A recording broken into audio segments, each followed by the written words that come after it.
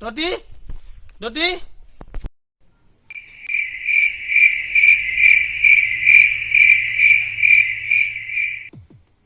ঐ তোৰ কি হৈছে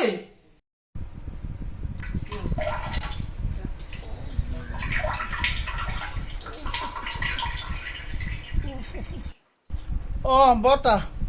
নক'ব আৰু বুজিছেনে এই গাঁৱতে দহা কাজ এখন আছিলে তাককে পাত এখন খাই দিলোঁ